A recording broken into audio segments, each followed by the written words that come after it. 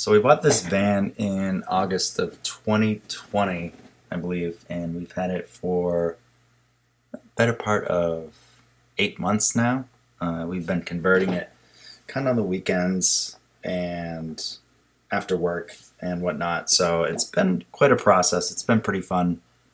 Learned quite a bit, but woodworking, metalwork, how to gut a van, how to put a subfloor in, how to put solar on, how to wire it.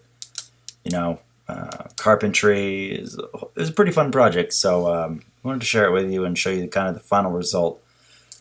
We decided to go with cedar for the inside because it is a natural bug repellent, and it also looked really pretty. It smells like a cabin every time you open the door, which is really nice, so you kind of always feel like you're on vacation when you're in it. So without further ado, here you go. This is the van. It's a 2013 Ford Econoline 350 XLT flex fuel. It has the 5.4 liter V8 Triton motor in it. So when we open it up here, you see we put some racks on the doors for baby stuff. So yes, we can put a baby seat in it. That is my monitor for watching movies. And I can show you how that works real quick. So basically what you do is you detach it here from the door. It's just held in by a bungee cord and some creative wood stops and some Velcro. So once we take it off, you can put it right up on the windowsill. And what we did was we used a 3M adhesive hook that we just put onto the glass. And all it does is has this little latch on it. So we flipped it upside down instead of a hook. We made it more of a top stopper. So you just flick it down when you want to watch movies, and it sits right up on the windowsill. You just plug into your little inverter and put some signal to it, and you're off watching movies. All right, back to it. So these are the blinds we had put up in the van. When you walk in, you are right in the cab. I mean, there's nothing to it. These are blackout curtains, so we can pull them on sliders and kind of make the whole place very dark for when our daughter sleeps. It also gives us a lot of privacy inside as well. So we put those up in between all doors, so the back doors, the side doors, and obviously here on the cab. I have two sets, so they're bifold.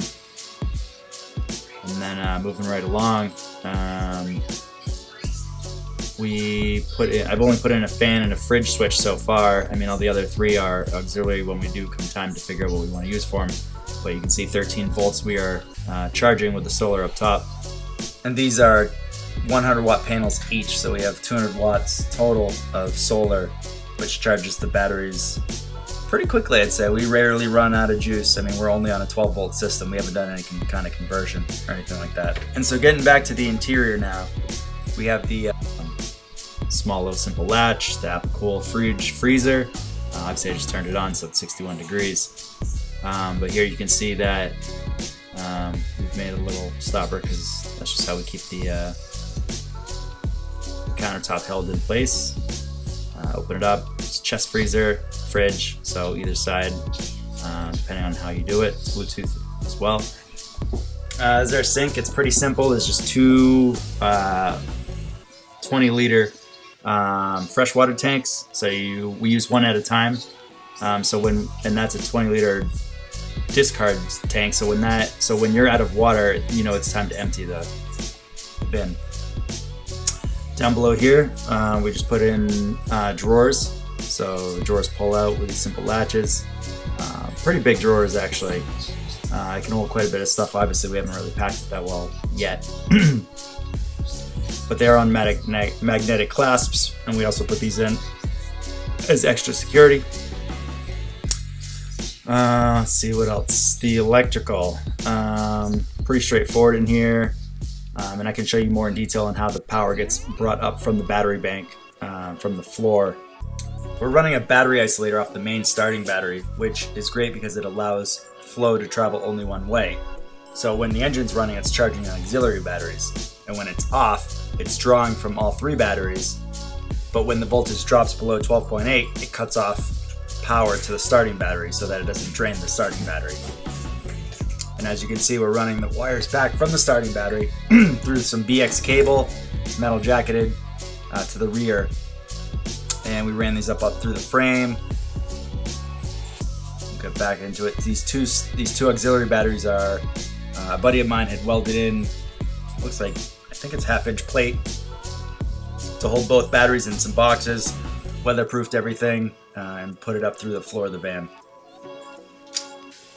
So it's pretty sturdy. There's some good ground clearance. I think it's just below the transmission tunnel bracket, so clearance isn't really an issue, and we double nutted it on the threads so they wouldn't come loose.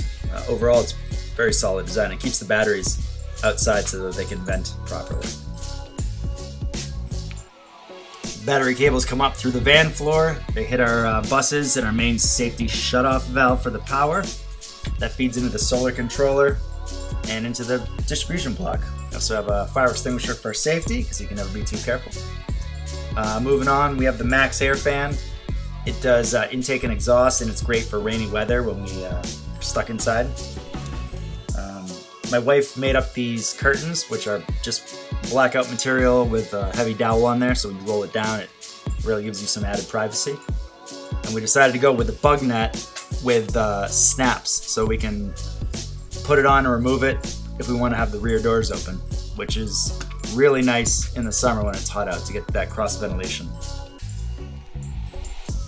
I have a captain's chair there for the passenger seat so it can swivel around. Gives us another seating option. Moving on to the rear, or the garage is what they call it. We can take a look here. Put it on a trailer hitch for a bike rack, which we haven't gotten yet, but we will. So as you can see, we have a little fold down table. There's another drawer in the back here. It's about just as big as the front drawer, which is great because every little square inch counts. And underneath the bed frame, there's little cubbies. So if you lift up the mattress, you'll see little cubbies for the spaces that you can have little access to, little hiding spots. This is our grill table. We saw this on YouTube. It's a pretty cool design. They have these little legs that fold out, put it on Velcro, and the whole thing kind of tilts down on piano hinges. And then you can take the, your little Coleman green grill or whatever kind of grill you have. It's just a nice sturdy platform. No real rattle. Pretty easy to make. Holds everything pretty nice and secure. And it's easy to set up and easy to store. And actually doesn't even, we might even put something on the other door for the time being. So guys, easy to fold up enough. Snap it back together. Throw it back in the drawer and then fold up the table. We have this little divider which we can move. We haven't built it yet, but we're thinking about putting dividers. So we want to reconfigure that drawer. Table just tilts up, legs fold in, put the catch back on. That's it, the door can be shut. That's the bug net. So we had a piece of fabric sewed on for my mom, and that way we can tuck it into the mattress if we want, but it's nice to be able to not have it permanent so you can still reach in and out of the van if you want the bug net in there. So that's the van build. Like I said, it was a super challenging and fun project. But it wouldn't have been possible without help from our friends and family. They really stepped in to help us tackle a lot of the bigger ticket items, such as the battery trays, the interior, the bug nets, and the window coverings. So I hope you enjoyed the tour, and we'll see you out there. Thanks for watching.